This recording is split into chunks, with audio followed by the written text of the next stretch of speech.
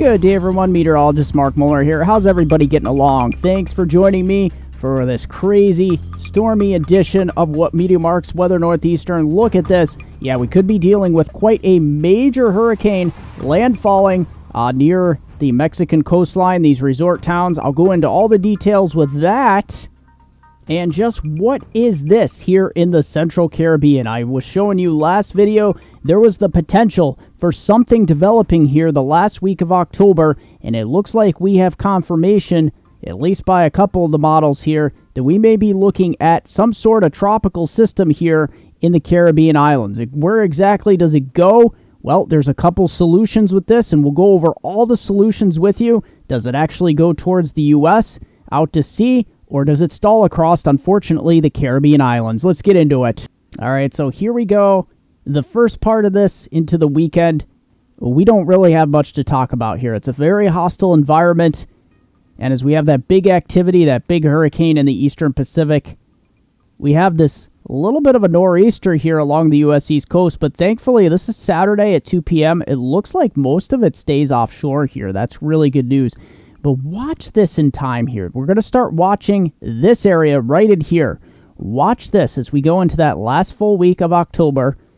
We do get some sort of potential rain here Sunday. This was kind of not in the forecast, so we're definitely going to have to keep an eye on this. This is definitely a nor'easter. I don't see this becoming anything tropical, at least in the short term here. Maybe subtropical? We'll have to keep an eye on it. But, you know, as we get further closer into the last week of October, watch this.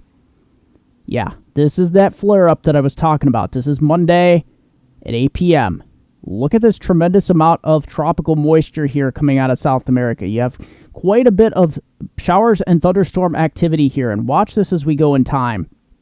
This just continues to blossom, and it's not really going anywhere really fast. Thankfully, initially, most of the heavy rain is south of Hispaniola and southeast of Jamaica and Puerto Rico. But look at this. As we head in time here, this just becomes more and more persistent. And as we continue, look at this. Yeah, this is by Friday, October 28th at 5 p.m. There's definitely something going on here. The previous GFS run, I'll show you that momentarily, had a full-fledged hurricane right here near the island of Hispaniola. And I'll just show you that quickly momentarily.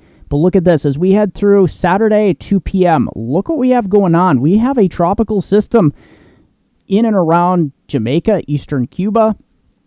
Feeder bands as far east here as Port-au-Prince. And look at this.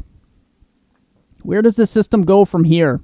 Well, I'm going to show you the upper air charts as well as the Euro, and we'll see exactly where I think this is going to head. But you can kind of see the outline of this system here. It's kind of getting caught up in the westerlies by this point.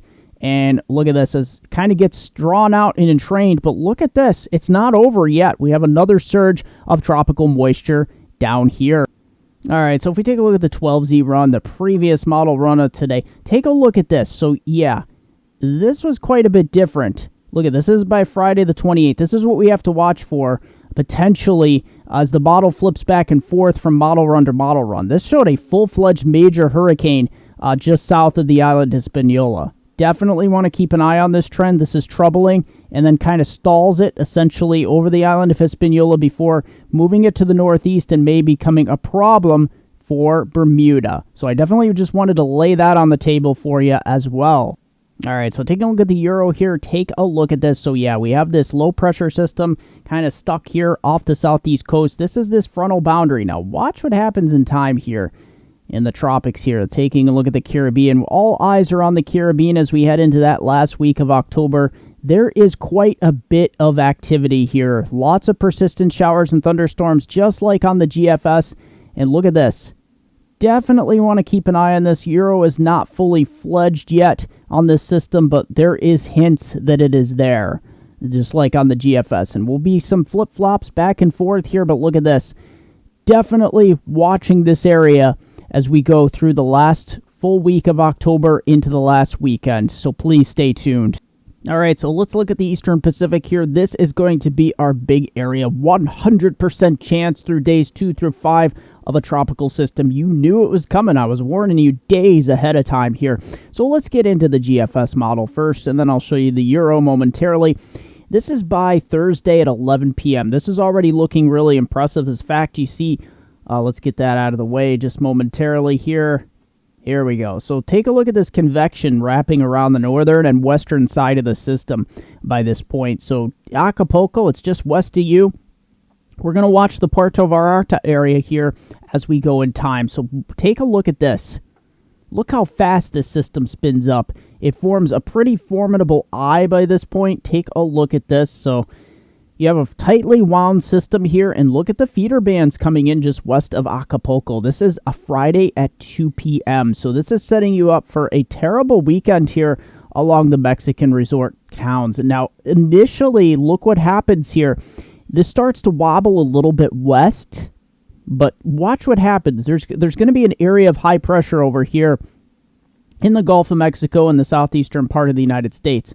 And it's going to be this system that this is going to go around the outer periphery of an area of high pressure. So watch this. Watch how this kicks to the northwest and then eventually starts to pinwheel a little bit more towards the shoreline here. So take a look at this. You can see the eye really forming quite well.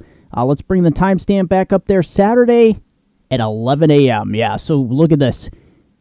These areas are going to want to start preparing here because it looks like this system is going to take some kind of a hard northeast turn in time. Look at this, becoming a perfect donut shape by 5 p.m. Saturday, 8 p.m. Look at that. Yeah, so we're really getting in on the act here, 11 p.m. And look at that. Let's take the cone of uncertainty out. So here we go. This is 2 a.m. Sunday morning. So zooming right in here, you can see Puerto Vallarta area. Look at this. You're going to start to see its effects. This is the eastern eye wall coming right in by this point. So let's slowly put this into motion and see how this is going to play out for you. So watch this. There it is. There's the eye. Any slight wobble could get this. You see this orange area could get this eastern eye wall closer to the Puerto Vallarta area. Very, very, very important to watch this as we go in time because any wobbles to the east, it's imperative if you're in this area. Now, this model run is a little bit more forgiving to Puerto Vallarta, although the effects will be tremendous still. But look how this starts to move towards the north here. And it's kind of coming in a little bit more in line with the Euro, with bringing it in further to the north, just north of Tepic here. So, yeah, we could be looking at this system making landfall. These are still resort towns up here. But nevertheless, we're going to have long-lasting effects. And once it goes inland here, this is Sunday at 8 p.m. So you start to see, look at 8 a.m. Sunday, 11 a.m. Sunday, landfall, 2 p.m. Sunday, and then heading up towards Durango becomes a major inland heavy rain event. But thankfully, look how it starts to accelerate. That's 11 p.m. Sunday. And look at by Monday, its effects are all the way up here in New Mexico and Texas. So this thing will finally be on the move and will be getting out of the area. So thankfully, it's not going to be such a tremendous threat here, but this system definitely going to come up along the coast like this and then head towards the south central part of the United States. So Puerto Vallarta, you're not completely off the hook here. I want you to watch. If you're anywhere in these areas for La Cumbre, all the way up to Tepic and all the way up here to El Rosario and Mazatlan here, you definitely want to keep an eye on this system.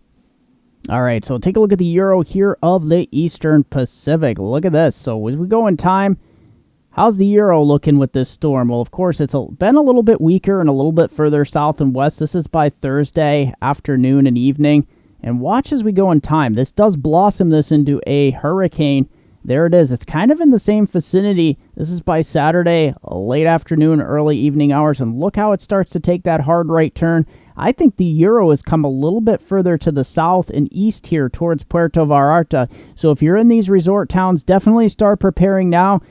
And the Euro, unfortunately, is a lot slower. The only thing I can think of that's going on here is the Euro is stronger with this high pressure across the south central part of the United States. So that might be the fly in the ointment here. Definitely want to keep an eye on this.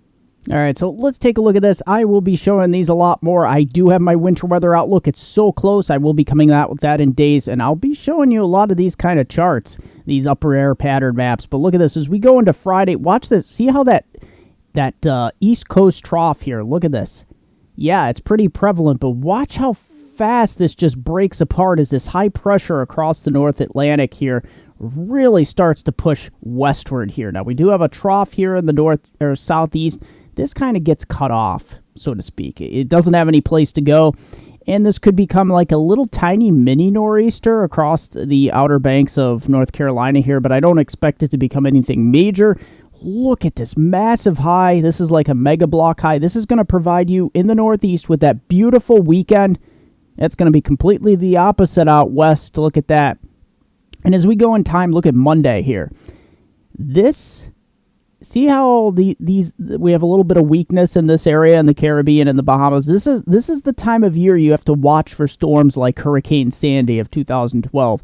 This upper air pattern is very, very conducive for that. And if we were to have a storm, hint, hint, as I showed you in the previous model runs, come up like this, there's always that chance with that area of high pressure blocking high to the north that it tries to slam it, take a hard left turn right into the mid-Atlantic or northeast coastline here. So definitely, this is a very dangerous pattern we're in here. Especially, you can see there is some weakness going on here. We may have some sort of system. It's even showing up here on the Euro upper level charts, and we'll see if that shows up on the GFS upper level charts as well. This is by next week, Wednesday, October 26th. There it is. It's showing up very prevalently here in the eastern Bahamas on the European model. And still, we have this high pressure up here. It is not as strong, though. So this may help as this high weakens. It may help the storm retreat into the North Atlantic. We'll see. It's all about timing. Actually, what the Euro does is bring another high building along the East Coast. And look at this. This is like a triple high. This system doesn't have anywhere to go. If it sits over the island of Hispaniola like this, there could be tremendous devastating flooding here. That's a really bad scenario here, and we don't want to see that, but that looks like what the Euro is hinting at here. All right, so let's take a look at the latest GFS upper air pattern. Look at that. By the weekend, there it is, just like on the Euro. But here's the area that we're going to keep our eyes on. Watch this. Let's see what the GFS upper air pattern does. There's that big old weakness here off the southeast coast, but it's here along the southern part of this weakness is the area that we really have to keep an eye on with those persistent showers and thunderstorms. Now look what's happening by this time. This starts to erode. This is by Friday, October 28th. This high pressure is retreating to the northeast, so this is actually some good news. Will this help this system that's kind of stuck here move out of the picture? Well, it doesn't look like that's very promising. You can see here on the GFS, it's weaker on this trend. The previous 12Z GFS did have this system becoming a major hurricane across the Caribbean, so definitely want to keep an eye on this. But look at this, just in time for, just like on the Euro, Sunday, October 30th into the 31st, there's that area. Let's see if it actually tries to pick this up, and it looks like it may try to do it just like on the Euro, so we might have confirmation here that this might deflect away from the North American continent, but it's way too early to get into that. Please stay tuned. All right, so as we take a look at the Western Pacific here, yes, everywhere from Vietnam all the way to the Philippines, all these Pacific islands, the Asian Pacific, Japan, you're pretty much protected now. That autumn is really set in, and you're really protected by these westerly flows, these fronts. But look what we're dealing with out here. This is our next system, Tropical Depression 25. Yeah, they're up to 25 storms out here in the Western Pacific, and this likely to become a tropical storm. Probably not a typhoon at this point, but we're going to go in time here. Watch this. It's actually going to head right just between Taiwan this weekend. Actually, it's moving at a pretty good clip here. So Friday at 8 a.m., you can see it here. It's actually going to move a little bit faster than originally thought, and that's probably why it's not going to have enough time to really develop into anything major. Still, nevertheless, it's going to bring heavy rains to the northern part of the Philippines. Most of Taiwan looks to be off the hook with this system, though. And as we continue to go in time, you can see there it is. It's kind of bringing in some feeder bands here into the northern part of the Philippines. So if you're in any of these areas, definitely want to keep an eye. You might see some flooding. But watch this as we head west. This system's going to bend a little bit more further to the southwest as steering currents become a little bit less. We're also dealing with a tropical system over here. This is Tropical Storm Nesat. We were talking about this last update, and you can see that's going to be heading inland.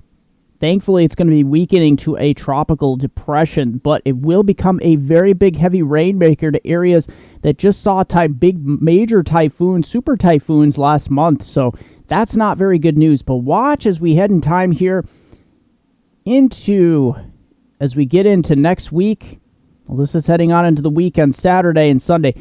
The GFS is kind of in a disagreement with the Hurricane Center's prediction. Look at this. That's becoming a hurricane on the GFS. We'll have to watch this in a little bit further to the north than what guidance is expecting here. We'll take a look at the Euro momentarily, but look at that.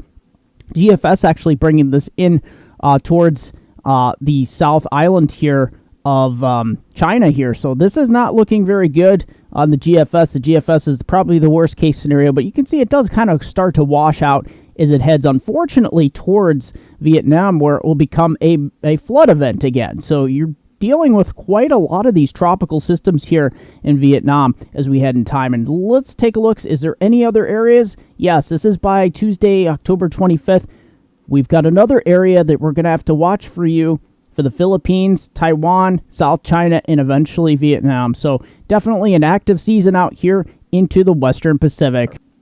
All right, we're going to take a look at your future radar here, HRRR model. There is not a whole lot going on across most of North America, except for, look at this, the Eastern Great Lakes. Yeah, we're dealing with, this is midnight, Wednesday night heading into early Thursday morning. Look at this, some lake effect. So we have a westerly flow off of Lake Erie here. We could see a couple wet, slushy inches, mainly on the grassy surfaces of the higher elevations of southwestern New York, northwestern Pennsylvania. And then look at this band. This is a southwesterly flow up in the St. Lawrence Valley, just hitting Watertown here, just south of the St. Lawrence, and then up towards Ogdensburg up here in St. Lawrence County. But yeah, take a look at this as we head in time. How much of this lake effect, becomes a problem? Well, this is 3 a.m. Thursday morning. You can see the band up here is dropping south across Watertown, and this is in the southern suburbs of Buffalo over towards Dunkirk and Erie, Pennsylvania. So we're going to continue to see those rain showers and wet snowflakes mixed in. And look at this. This continues. This is your morning commute from Buffalo over to Rochester and then up to Oswego and up towards the St. Lawrence Valley. Really getting on the act of some lake effect here and some lake enhanced, as well as this low pressure system. There is a low pressure system way up here. It is literally just pinwheeling all this energy around and around like this. So we're going to continue to see this. This is your morning commute. But look at this. As we head throughout the day on Thursday, we see another piece of energy, another trough that's kind of moving through up here, and that's going to help to enhance a band here into Buffalo, New York. This is 1 p.m., so your lunch hour.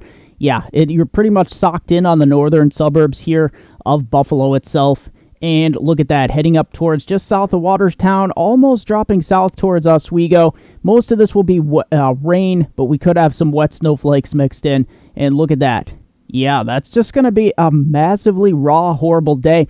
And you can see, look at this, the cloud deck actually showing up here might make its way all the way down to Binghamton and Elmira and Ithaca area, down over towards Du Bois, St. Mary's, Bradford, Pennsylvania, Warren, Erie. These areas, Youngstown, Ohio, Cleveland, you're kind of stuck in this cloud deck, this lake effect shadow, so to speak, and you're pretty used to it this time of year as you get that lake difference. But look at that. We could have some try to move through Thursday evening. This is 9 p.m., but look at this. Most of the country, with the exception for, look at this, off the southeast coast. We'll watch this. This is going to be an area we're going to continue to watch, but look at this. As we go in time here, we finally kicked the lake effect out as high pressure builds in. We're going to set up for a really nice weekend across the Northeast. And John from the Islip, New York area, traveling his way from Islip, look at that, on the open highway, to Lindenhurst. Nice 54 degrees, beautiful sunny skies, a little cool, but guess what? That's seasonably cool for this time of year. It's actually quite nice. And you can see, look at those beautiful blue skies, and it won't be long before your leaves are pushing peak color as well. Look at that, getting out there on the nice open road. Nice captures here, John. All right, so taking a look here, this is for your Thursday's highs. Yep, 40s and 50s across the Great Lakes and Northeast. But watch how quickly this warms up for your Friday. You're into right around 60 degrees, most areas in the Northeast, and we start cooling it down out west here into Saturday. Look at this. This is beautiful weather, upper 60s to right around 70 across most of the Northeast with beautiful blue skies, peak fall foliage. It's going to be a beautiful weekend. Look at that, upper 60s to near 70 again. And watch this. Look at this, 70s and 80s up into Iowa and parts of Minnesota where you just saw snow just the other day. And look at this. Yeah, most of these areas in the south, you saw freezing temperatures and frost and freezes as well. You're warming back up as well. Look at this for your Monday. Pushing 70 in many parts of upstate New York into Pennsylvania. And watch this for your Tuesday, October 25th. Look at this. Still in the upper 60s across most of the Northeast. And the extended outlook from hometown viewers, Binghamton to Scranton's upper Susquehanna River valleys. You can see Thursday through Monday here. Are we even in the right season? Look at this. As we go into the weekend, into early next week, it's a warming trend. High pressure builds in, and we go from the lower 50s Thursday, windy conditions. And look at that. High pressure crests overhead Friday into Saturday. And as you get on the backside of that high pressure, look at that. Near 70, 72 degrees by Sunday and Monday. Saturday, Sunday, and Monday. Even Friday, get out there and enjoy. Don't forget to like me on Facebook, MeteoMark, also Weather Northeastern, Hurricane Northeastern, also at Susquehanna Weather for my localized weather in Northeast Pennsylvania and the southern tier of New York. And don't forget MeteoMark.com, WeatherNortheastern.com, Twitter at Weather Eastern. Don't forget, question or comment down below. Let's keep our weather conversation going, as well as smash the like button, share the video, and subscribe.